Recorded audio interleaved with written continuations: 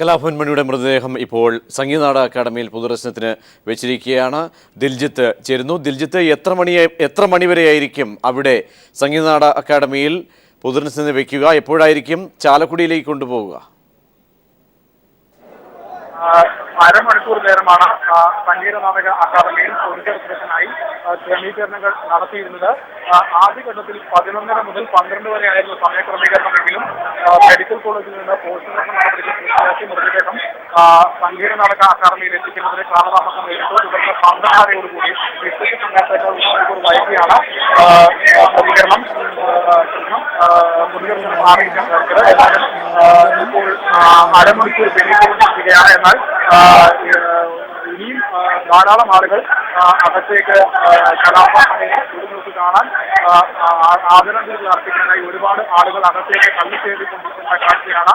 ഇപ്പോൾ പോലീസിന്റെ എല്ലാ നിയന്ത്രണങ്ങളും ഭേദിച്ചുകൊണ്ട് മണിക്കൂറുകളോളം കാത്തു നിന്നുള്ള ആളുകൾ അക്ഷമരായി പോലീസുകാരോട് കയർത്തുകൊണ്ട് അകത്തേക്ക് കയറുന്ന കാഴ്ചയാണ് മണിയുടെ ആരാധകർ, മണിയുടെ സ്വന്തം നാട്ടുകാർ, മണിക്ക് ആത്മബന്ധമുള്ള ആളുകൾ, മണിക്കേടം എന്ന് വിളിക്കുന്ന ആത്മബന്ധമുള്ള ആളുകൾ അവരുടെ അവസാനമായി ഒരുമിച്ച് കാണുന്നതിനും ആദരാഞ്ജലികൾ അർപ്പിക്കുന്നതിനും വേണ്ടി മണിക്കൂറുകളോളം കാത്തുനിന്ന ശേഷം ഇപ്പോൾ പോലീസിന്റെ നിയന്ത്രണങ്ങളെല്ലാം ഭേദിച്ചുകൊണ്ട് അക്കാദമി പരിസരത്തേക്ക് കയറുന്ന ഒരു കാഴ്ചയാണ്.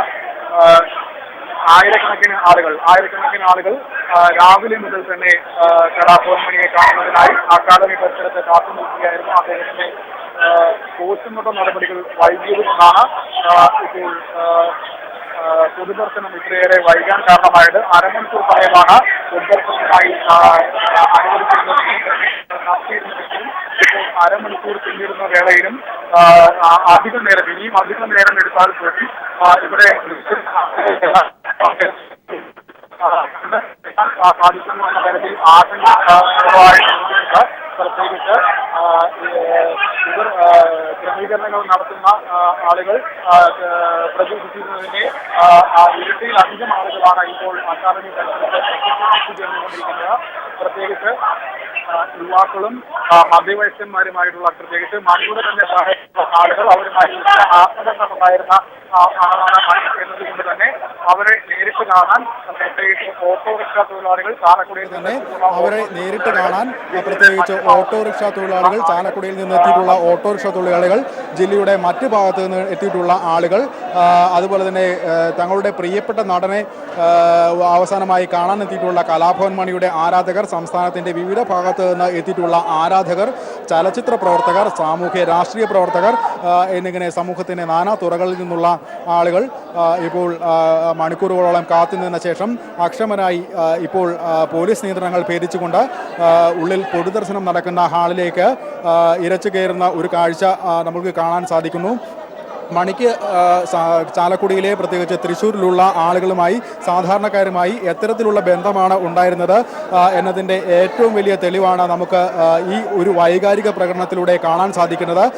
പ്രത്യേകിച്ച് ഇന്നലെ കലാഭവൻ മണി മരിച്ചു, മണിയുടെ മരണം സ്ഥിരീകരിച്ചുകൊണ്ടുള്ള വാർത്ത കൊച്ചിയിൽ നിന്ന് പുറത്തു വരുന്ന നിമിഷം തന്നെ ആളുകൾക്ക് അത് വിശ്വസിക്കാവുന്നതിലപ്പുറമുള്ള ഒരു പ്രതികരണമായിരുന്നു അവർക്ക് ഉണ്ടായത്. തങ്ങൾ ഏറെ സ്നേഹിക്കുന്ന നടൻ, തങ്ങളുടെ പ്രിയ സഹോദരൻ, തങ്ങൾക്ക് അത്രയേറെ ആത്മബന്ധമുണ്ടായിരുന്ന ഒരു സഹോദരൻ നഷ്ടപ്പെട്ടതിൻ്റെ ഒരു വൈകാരിക പ്രകടനം തന്നെയാണ് ആളുകൾ, കൗമാരക്കാരായാലും മധ്യവയസ്കന്മാരായാലും അതുപോലെ തന്നെ സ്ത്രീജനങ്ങളായാലും തന്നെ ഉള്ളത്. ഏറെ സ്ത്രീജനങ്ങൾ ഇപ്പോൾ ഏറെ തിരക്ക് അനുഭവപ്പെടുന്നത് കൊണ്ട് തന്നെ അക്കാദമി പരിസരത്തേക്ക് കലാഭവൻ മണിയുടെ മൃതദേഹത്തിൽ അന്തിമോപചാരം അർപ്പിക്കാനായി എത്തിയിരിക്കുന്ന സ്ത്രീജനങ്ങൾക്ക് അകത്തേക്ക് കടക്കുവാൻ സാധിച്ചിട്ടില്ല. കാരണം വലിയ തിരക്ക് തന്നെ ഈ പൊതുദർശനം നടക്കുന്ന ഹാളിനുള്ളിൽ അനുഭവപ്പെടുന്നുണ്ട്. അതുകൊണ്ട് തന്നെ ആയിരക്കണക്കിന് സ്ത്രീജനങ്ങൾ ഇപ്പോഴും അക്കാദമിക്ക് പുറത്ത് കാത്തു നിൽക്കുകയാണ്.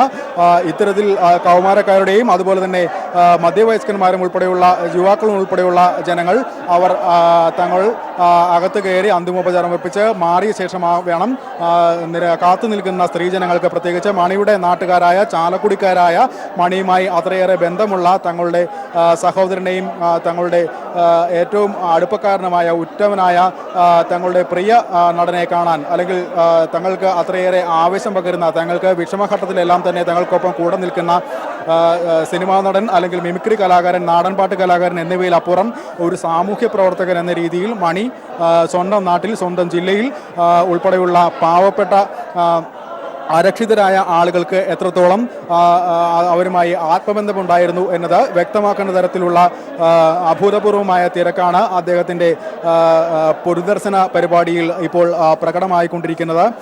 നമുക്കറിയാം, അദ്ദേഹം സാമ്പത്തിക നില അത്ര ഭദ്രമല്ലായിരുന്ന ഒരു വീട്ടിലാണ് അദ്ദേഹം ജനിച്ചു വളർന്നത്.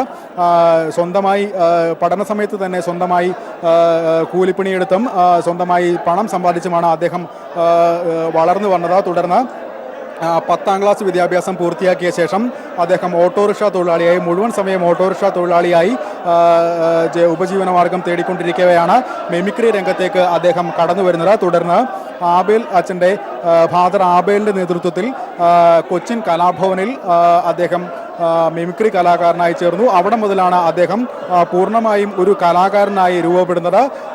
തുടർന്ന് അദ്ദേഹത്തിൻ്റെ പേരോടൊപ്പം കലാഭവൻ, മണിയുടെ പേരിനൊപ്പം കലാഭവൻ എന്ന വിളിപ്പേര് കൂടി ചേർത്ത് കലാഭവൻ മണി എന്ന പേരിൽ അദ്ദേഹം വിളിക്കപ്പെടാൻ തുടങ്ങുന്നത് കലാഭവനിലെ അദ്ദേഹത്തിൻ്റെ മിമിക്രി കലാകാരനായുള്ള പ്രവർത്തനം തുടങ്ങുന്ന കാലഘട്ടത്തിലാണ്. തുടർന്ന് അദ്ദേഹത്തിന് സിനിമയിലേക്കുള്ള വഴി തുറക്കുന്ന ഒരു കാഴ്ചയാണ് നമുക്ക് കാണാൻ സാധിച്ചത്. അമ്പിളി സംവിധാനം ചെയ്ത സമുദായം എന്ന ചിത്രത്തിലെ അധികം ശ്രദ്ധിക്കപ്പെടാത്ത ഒരു റോള് ചെയ്തുകൊണ്ടാണ് അദ്ദേഹം സിനിമാ രംഗത്തേക്ക് വരുന്നത്. എന്നാൽ അക്ഷരം എന്ന ചിത്രത്തിലൂടെ അദ്ദേഹം കൂടുതൽ സജീവമായി രംഗത്ത് വന്നു. സല്ലാപം എന്ന ചിത്രത്തിലെ ചെത്തു തൊഴിലാളിയുടെ വേഷത്തിലൂടെയാണ് അദ്ദേഹം മലയാളികൾക്കെല്ലാം ഏറെ സുപരിചിതനായി മാറുന്നതും അദ്ദേഹത്തിൻ്റെ അഭിനയ പാഠവും എത്രത്തോളം ഉണ്ടെന്ന് മനസ്സിലാക്കുകയും ചെയ്യുന്നതും. ഏതായാലും അതിനുശേഷം അദ്ദേഹം അഭിനയ രംഗത്ത് അദ്ദേഹം ചുവടുറപ്പിക്കുന്നതായുള്ള കാഴ്ചകളാണ് പിന്നീട് നമ്മൾ കണ്ടത്. പ്രത്യേകിച്ച് ആദ്യഘട്ടങ്ങളിലെല്ലാം തന്നെ ജയറാം, മോഹൻലാൽ, മമ്മൂട്ടി തുടങ്ങിയ താരങ്ങൾക്കൊപ്പം തന്നെ സഹതാരമായി എത്തുകയും പിന്നീട് ഹാസ്യതാരമായും ഏറെക്കാലം പ്രവർത്തിച്ചു. 200-ലധികം ചിത്രങ്ങളിലാണ് അദ്ദേഹം ഇതുവരെ പ്രവർത്തിച്ചിട്ടുള്ളത്. തുടർന്ന് അദ്ദേഹം സഹനടൻ എന്നതിൽ നിന്ന് പ്രതിനായകൻ വേഷത്തിലേക്കും മാറിയിരുന്നു. പ്രത്യേകിച്ച് പ്രതിനായകന്മാരായി പേരെടുത്തിട്ടുള്ള മറ്റ് മലയാളത്തിലെ നടന്മാർക്ക് ഒപ്പം തന്നെ പ്രത്യേകിച്ച് സിദ്ദീഖ് ഉൾപ്പെടെയുള്ള ആ ശ്രേണിയിലേക്ക് വരാവുന്ന പ്രതിനായക വേഷം സ്ഥിരമായി കൈകാര്യം ചെയ്തുകൊണ്ടിരുന്ന സായികുമാർ, സിദ്ദീഖ് തുടങ്ങിയവരുടെ ശ്രേണിയിലും ഒരുപക്ഷെ അവർക്കപ്പുറവും എത്താവുന്ന തരത്തിലുള്ളൊരു പ്രകടനമാണ് പ്രതിനായക വേഷങ്ങളിൽ കലാഭവൻ മണി അവതരിപ്പിച്ച ചിത്രങ്ങൾ ഉള്ളത്.